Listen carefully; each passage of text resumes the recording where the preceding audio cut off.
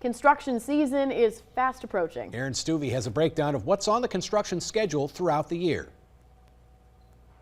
Spring has officially begun and the weather is getting warm, meaning construction season is just around the corner. This year will be a little quieter than last year, mainly due to 2024's higher than normal project load. But MnDOT says that there's still plenty of work to be done, with 2025 being another busy construction year. A little busier than normal in that we have 3 pretty substantial projects and then a couple of smaller ones.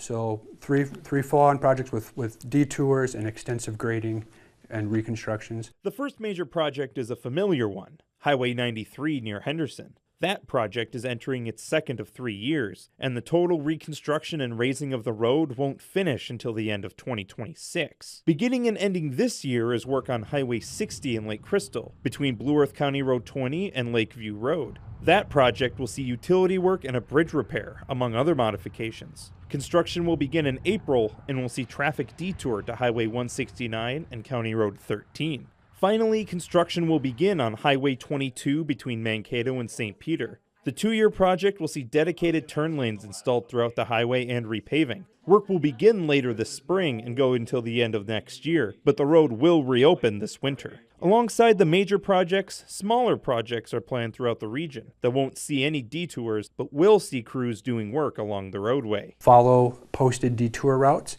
and then when you're around workers, drive slowly, drive safely, and pay attention, stay off the cell phone, please. Aaron Stuvey, KUYC News Now. The Highway 60 project will have an open house on April the 1st at the Lake Crystal City Hall, and the Highway 22 project will have an open house at April 7th at the Kasota Community Center.